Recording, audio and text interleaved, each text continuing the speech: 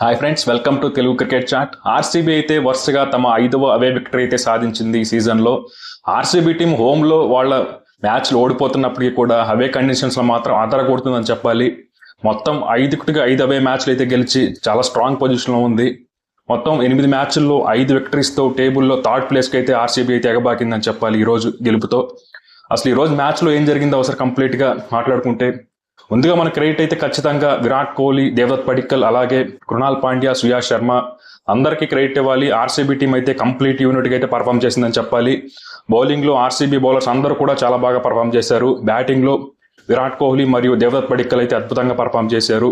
ముందుగా RCB team అయితే toss గెలిచి బౌలింగ్ తీసుకుంది. సరైన నిర్ణయమే. మనం ప్రివ్యూలో కూడా మాట్లాడుకున్నాం, ఆర్సీబీ టీం కనుక టాస్ గెలిస్తే అది డే మ్యాచ్ అయినా కానీ ఫస్ట్ బౌలింగే తీసుకోవాలని. అలాగే బౌలింగ్ తీసుకుంది. అలాగే ప్లేయింగ్ లెవెల్లో కూడా మనం మాట్లాడుకున్నట్టే లివింగ్స్టన్ ప్లేస్లో జాకబ్ బెతల్ వస్తాడు అనుకున్నాం, కానీ మనకి రొమారియో షెఫర్డ్ అయితే వచ్చాడు. అది కూడా మంచి మూవీ అని చెప్పాలి. అలాగే దేవదత్ పడిక్కల్ అయితే తిరిగి టీంలోకి వచ్చాడు. ఇక బ్యాటింగ్ స్టార్ట్ చేసిన పంజాబ్ కింగ్స్కి అయితే చాలా మంచి స్టార్ట్ అయితే వచ్చింది.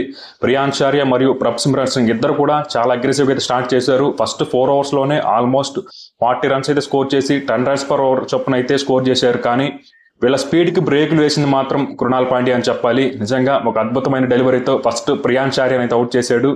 తను గాల్లో కొట్టాడు. లాంగ్ ఆఫ్లో టిమ్ డేవిడ్ దగ్గర నుంచి మాత్రం ఎక్సలెంట్ క్యాచ్ అని చెప్పాలి. అలాగే ఆ తర్వాత కాసేపటికి మరొక ఓపెనర్ అయినటువంటి ప్రభ్సిమ్రన్ సింగ్ కూడా సేమ్ కృణాల్ పాండ్యానే సేమ్ టిమ్ డేవిడ్కి క్యాచ్ ఇచ్చి ఈసారి లాంగ్ ఆన్లో క్యాచ్ ఇచ్చి అయితే అవుట్ అయ్యారు. దాంతో పంజాబ్ కింగ్స్ ఓపెనర్స్ ఇద్దరిని కృణాల్ పాండ్యా అయితే పెవిలియన్కి పంపించాడు. ఇక ఆ తర్వాత శ్రేయస్ అయ్యర్ వికెట్ అయితే ఖచ్చితంగా మ్యాచ్ టర్నింగ్ పాయింట్ అని చెప్పాలి. మనకి రొమారియో షెఫర్డ్ అయితే అద్భుతమైన డెలివరీతో మరొకసారి శ్రేయస్ అయ్యర్ని 6 రన్స్కి పెవిలియన్కి పంపించాడు. ఆ క్రెడిట్ అయితే మనకు ఖచ్చితంగా కృణాల్ పాండ్యాకి అయితే ఇవ్వాలి. ఆ క్యాచ్ అయితే ఆల్మోస్ట్ 24 మీటర్స్ అయితే తను పరిగెత్తుకుంటూ వచ్చి ఆ క్యాచ్ అయితే పట్టాడు లాంగ్ ఆన్లో. ఇక ఆ తర్వాత నేహల్ బదేరా మరియు జాష్ ఇంగ్లీష్ అయితే ఇన్నింగ్స్ని కాస్త స్లోగా తీసుకెళ్తున్నారు. కానీ అప్పుడు ఒక సూసైడల్ రన్అట్ అని చెప్పాలి నేహల్ బదేరా దగ్గర నుంచి. అక్కడ రన్ లేదు, అవసరమే లేదు, కానీ ఇద్దరి మధ్య మిస్కమ్యూనికేషన్ జరిగింది. ఇద్దరు బౌలర్స్ ఎండ్కి అయితే పరిగెత్తారు. దాంతో విరాట్ కోహ్లీ అయితే నేరుగా కీపర్కి అయితే త్రో చేసి రన్అట్ అయితే చేశాడు. ఎప్పుడైతే నేహల్ బదేరా రన్అట్ అయ్యాడో ఆ తర్వాత పంజాబ్ కింగ్స్ బ్యాటింగ్ అనేది కంప్లీట్గా స్లో డౌన్ అయింది.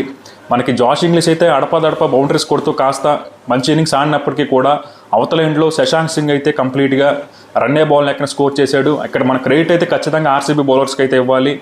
వాళ్ళ పిచ్లో ఉన్న స్లోనెస్ని కంప్లీట్గా ఆర్సీబీ బౌలర్స్ అయితే యూటిలైజ్ చేసుకున్నారు. దాంతో మనకి పంజాబ్ కింగ్స్ టీం అయితే 20 ఓవర్లో 157 పరుగులు మాత్రమే చేసింది.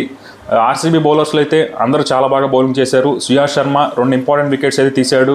అలాగే మనకి కృణాల్ పాండ్యా అయితే మ్యాచ్ విన్నింగ్ పర్ఫార్మెన్స్ అయితే ఇచ్చాడు. ఓపెనర్స్ ఇద్దరిని తన అవుట్ చేశాడు. అలాగే మోస్ట్ ఇంపార్టెంట్ క్యాచ్ అయినటువంటి శ్రేయస్ అయ్యర్ని కూడా తనే పట్టుకున్నాడు. కాబట్టి జాష్ హ్యాజల్వుడ్ కూడా ఫస్ట్ 2 ఓవర్స్లో కాస్త రన్స్కి వెళ్ళినప్పటికీ కూడా తను ఆఖరి 2 ఓవర్స్లో చాలా మంచి బౌలింగ్ చేశాడు. అలాగే భువనేశ్వర్ కుమార్ కూడా చాలా బాగా పర్ఫామ్ చేశాడు మ్యాచ్లో. కాబట్టి ఆర్సీబీ బౌలర్స్ అయితే చాలా బాగా పర్ఫామ్ చేశారు. ఇక ఆ తర్వాత చేజింగ్ స్టార్ట్ చేసిన ఆర్సీబీ టీంకి అయితే మంచి స్టార్ట్ అయితే రాలేదు. మనకి ఫిల్ షాట్ అయితే త్వరగా అవుట్ అయ్యాడు. 1 రన్ మాత్రమే స్కోర్ చేసి అవుట్ అయ్యాడు. దాంతో ఆర్సీబీ టీం ఏమన్నా ట్రబుల్లో పడుతుంది అనుకున్నాం. కానీ ఆ తర్వాత విరాట్ కోహ్లీ మరియు దేవదత్ పడిక్కల్ అయితే ఇన్నింగ్స్ని అయితే చాలా బాగా ముందుకు తీసుకెళ్లారని చెప్పాలి.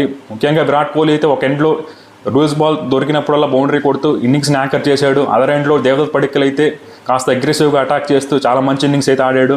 కాబట్టి మనం ప్రివ్యూలో మాట్లాడుకున్నాం, విరాట్ కోహ్లీ కనుక 10 ఓవర్లు కనుక గ్రీజ్లో ఉంటే మ్యాచ్ ఖచ్చితంగా ఆర్సీబీ గెలుస్తుందని. అలాగే విరాట్ కోహ్లీ అయితే 10 ఓవర్లు కాదు, ఆల్మోస్ట్ మ్యాచ్ కంప్లీట్ అయ్యే వరకు గ్రీజ్లోనే ఉన్నాడు.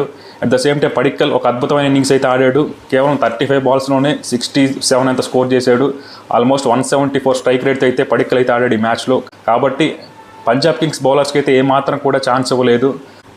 ఇక ఆ తర్వాత పడిక్కల్ అవుట్ అయిన తర్వాత కూడా రజత్ పటిదార్ అయితే ఒక 12 రన్స్ అయితే స్కోర్ చేసి తను అవుట్ అయినప్పటికీ అప్పటికే మ్యాచ్ అనేది పంజాబ్ కింగ్స్ చేతిలోంచి చేజారిపోయింది. దాంతో లాస్ట్లో విరాట్ కోహ్లీ మరియు జితేష్ శర్మ అయితే మ్యాచ్ని అయితే ఫినిష్ చేశారు. విరాట్ కోహ్లీ ఈ మ్యాచ్లో 54 బాల్స్లో 73 రన్స్ అయితే స్కోర్ చేశాడు. స్ట్రైక్ రేట్ 135గా ఉన్నప్పటికీ తను ఆడిన ఇన్నింగ్స్ అయితే చాలా ఇంపార్టెంట్ ఇన్నింగ్స్. ఎందుకంటే తన ఇన్నింగ్స్ని మొదటి నుంచి చివరి వరకు అయితే యాంకర్ చేసుకుంటూ వచ్చాడు. ఎక్కడ కూడా అపోజిషన్కి ఛాన్స్ ఇవ్వలేదు. ఏ దశలో కూడా పంజాబ్ కింగ్స్ అయితే మ్యాచ్లోకి వచ్చినట్టు కనిపించలేదు. ఏంటంటే మనకి రీసెంట్గా నిన్న జరిగిన మ్యాచ్లో ఆల్మోస్ట్ ఆర్ఆర్ టీం గెలవాల్సిన మ్యాచ్లో అయితే ఓడిపోయారు. కాబట్టి అలాంటి తప్పులు జరగకుండా ఒక సెటిల్ అయిన బ్యాట్స్మెన్ లాస్ట్ వరకు ఉంటే చేజ్ అనేది సింపుల్ అవుతుందని చెప్పి విరాట్ కోహ్లీ అయితే లాస్ట్ వరకు ఉన్నాడని చెప్పాలి గ్రీజ్లో.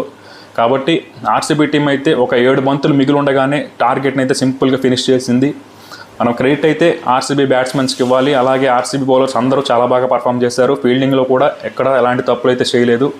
కాబట్టి ఈ విక్టరీతో ఆర్సీబీ అయితే టేబుల్లో 3rd ప్లేస్కి అయితే ఎగబాకింది. పంజాబ్ కింగ్స్ అయితే 4th ప్లేస్లో అయితే నిలిచిందని చెప్పాలి. కాబట్టి మనకి టేబుల్ అయితే చాలా చాలా ఇంట్రెస్టింగ్గా ఉంది. ఇప్పుడు మొత్తం మనకి 5 టీమ్స్ అయితే 10 పాయింట్స్తో టేబుల్లో ఉన్నాయి. మరి చూడాలి మిగిలిన మ్యాచెస్లో ఎలా పర్ఫామ్ చేస్తాయో ఈ టీమ్స్ అన్నీ.